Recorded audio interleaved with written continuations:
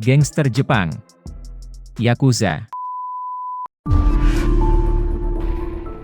Jika kita berbicara tentang gangster atau mafia, mungkin sebagian besar yang ada di pikiran kita adalah Yakuza, geng legendaris yang berdiri sejak abad 17 di Jepang. Organisasi ini adalah organisasi kriminal yang tidak lepas dari aktivitas ilegal, seperti prostitusi, perjudian, penyelundupan narkoba, rentenir, perdagangan manusia, penyelundupan senjata, dan masih banyak lagi. Hal ini membuat Yakuza tidak hanya terkenal di Jepang tetapi juga menarik perhatian di seluruh dunia. Nama Yakuza diambil dari sebuah permainan kartu Jepang, bernama Oichokabu yang mirip dengan permainan blackjack. Namanya berasal dari kombinasi kartu 893, yang merupakan kombinasi terburuk dalam permainan tersebut. Sehingganya, pemain dengan kartu di atas disebut Yakuza, atau dianggap sebagai orang yang tak berguna. Sekitar tahun 1603 sampai 1868, Yakuza dikenal terbagi menjadi dua kelompok. Yakni kelompok Tekiya, komplotan para pedagang keliling yang menjual barang hasil curian. Dan kelompok Bakuto, berisi para bandar dan pemain judi. Sejak zaman dulu, mereka pun sudah dikenal sebagai organisasi yang melakukan praktek ilegal. Oleh karena itu, keberadaan mereka sering membuat masyarakat menghindar, dan sebisa mungkin tak terlibat urusan dengan komplotan ini. Para pimpinan Jepang memanfaatkan hal ini, untuk mengendalikan masyarakat dan menggerakkan nasionalisme.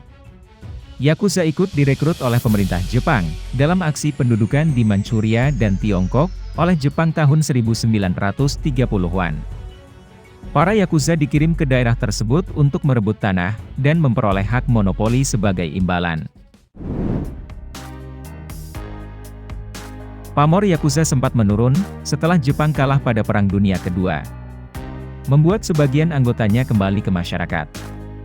Yashio Kodama adalah seorang eks-perwira tinggi Angkatan Laut Jepang yang berhasil mempersatukan dan membangun kembali Yakuza. Yakuza pun bertambah besar keanggotaannya, terutama di periode 1958 sampai 1963. Pada saat itu, organisasi Yakuza diperkirakan memiliki anggota 184.000 orang, atau lebih banyak daripada tentara Angkatan Darat Jepang saat itu. Kemajuan yang dicapai oleh Yoshio Kodama tersebut, membuatnya dinobatkan sebagai godfather-nya Yakuza modern. Yakuza identik dengan tubuh yang dipenuhi tato di sekujur tubuhnya.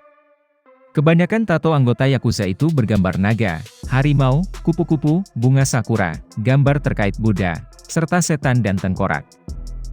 Banyak yang keliru sebenarnya, tidak ada tato khusus Yakuza, dan tak ada keharusan Yakuza memiliki tato.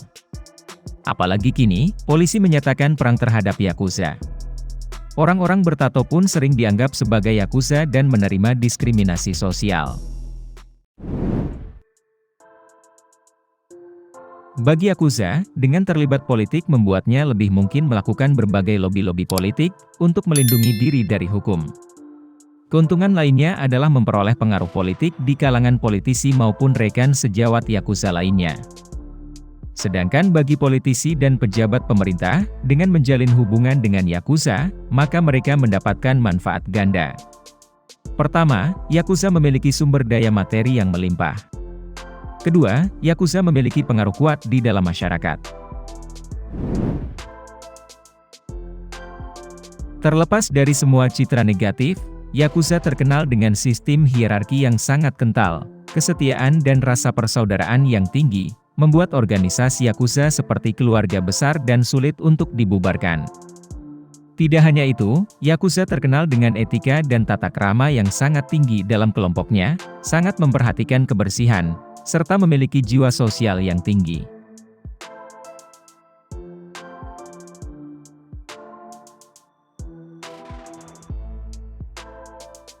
Bila ada diskusi atau kawan-kawan ingin memberi masukan terkait video selanjutnya, silahkan tinggalkan komentar di bawah. Terima kasih sudah menonton sampai akhir, sampai jumpa di video berikutnya.